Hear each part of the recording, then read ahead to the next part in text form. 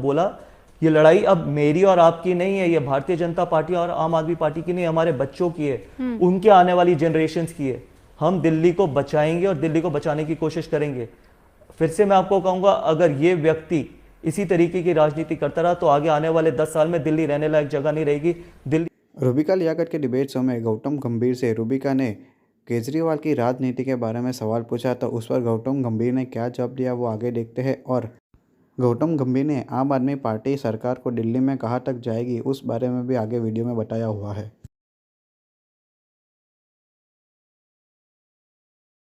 उस वक्त में भी हर दूसरे मिनट सिर्फ इन्हीं के ऐड आते थे और किसी मुख्यमंत्री के नहीं। आप ये कह रहे हैं एडवर्टाइजमेंट, आप ये कह रहे हैं एक्साइज पॉलिसी में धांधली, आप ये कह रहे हैं स्कूल कॉलेजेस एजुकेशन, विज्ञापन मंत्री है वो देश के। ठीक है, मैं ये कहता हूं वो दिल्ली में मुख्यमंत्री नहीं है, दिल्ली में सिर्फ विज्ञापन मंत्री है। दिल्ली को मुख्यमंत्री की जरूरत थी, शायद अब मुख्यमंत्री से ज्यादा एक बेटे की जरूरत है, विज्ञापन मंत्री की जरूरत नहीं है।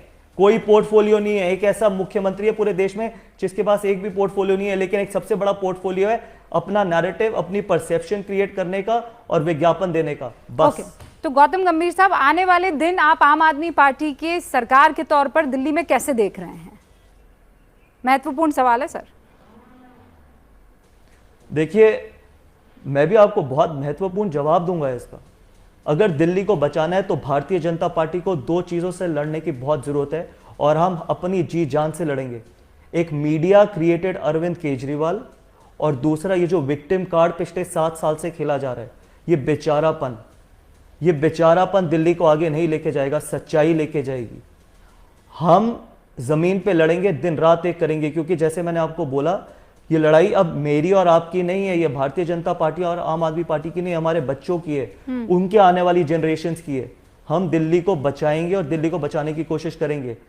फिर से मैं आपको कहूंगा, अगर ये व्यक्ति इसी तरीके की राजनीति करता रहा तो आगे आने वाले 10 साल में दिल्ली रहने लायक जगह नहीं रहेगी।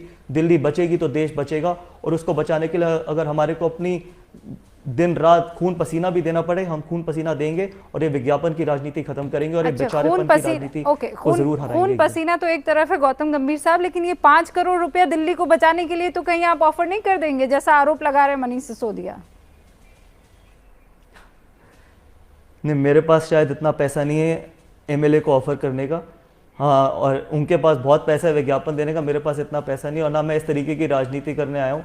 और मैंने फिर से आपको एक चीज़ बोली है रूबिका जी, मनीष सिसोदिया इतने बड़े व्यक्ति नहीं है कि भारतीय जनता पार्टी को उनके बारे में सोचने की जरूरत पड़े।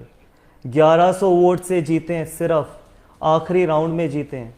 आखिरी राउंड में दम रखना, फिर से कह रहा हूं आपके माध्यम से, दम रखना, अगला इलेक्शन पड़ गन से ही लड़ना, बस यहीं तक कहना चाहता हूं। सिर्फ पड़ गन से लड़ना, कहीं और से नहीं। और मैं चैलेंज नहीं देता, क्योंकि चैलेंज सिर्फ वीक लोग देते हैं। मैं सिर्फ आपको ये कह रहा हूं कि अगला इलेक्शन वहां से लड़ना, क्योंकि चैलेंज देने की आदत सिर्फ आम आदमी पार्टी की है, एक्सेप्ट करने की नहीं है।